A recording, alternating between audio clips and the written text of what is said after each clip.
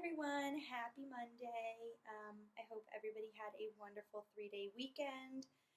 This week we are going to work on writing about things that are happening in Charlie and the Chocolate Factory.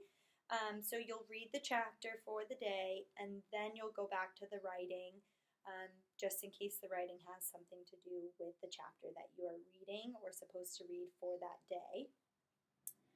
Today we are going to work on story elements, and you are going to talk about the characters, the setting, the plot, the problem, the solution, and then the theme of what you are reading.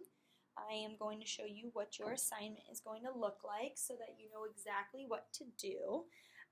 So if you're working on the computer, you are going to open up your assignment, and it's going to look just like this. And then you can just type into these boxes. If you can see, it says type here, so you'll just click on it and then you'll start typing. If you're doing it on the paper-based one, I've gotten rid of the type here portion, and you'll just write in your answers in each one of these boxes. Thought I would change it up this week and make it a little bit more fun. So yes, that's what you're going to be doing. So they don't need to be in complete sentences when you're talking about the characters. You could just list them. Okay, so let's get started. So story elements, the first one we're going to talk about is characters. Characters are people or animals who are important to the story. So on your assignment today, you're going to talk about the characters that have made an impact in the story. So please don't just put one character, because we know that there have been many characters that have been introduced in this story so far. Charlie, both sets of grandparents, his parents, and anybody else that you can think of, please put them in that box. The next is the setting. The setting is the time and location where the story is taking place. So maybe there's been multiple settings so far. Please list and name where things have taken place. So Charlie's house can be one of the settings, because that's the location that part of the story has taken place in. And I don't want to give anything away from this chapter, so I want you to be able to list out the rest of the locations that have occurred during the story. The next is the plot, the sequence of important events in the story. So please don't list things that really have not impacted the story and they were just kind of something that happened.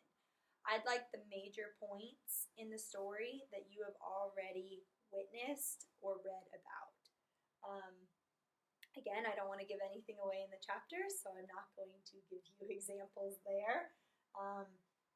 But maybe the factory reopening, or the other people who have already won the tickets. You can talk about those because those are important parts of the story.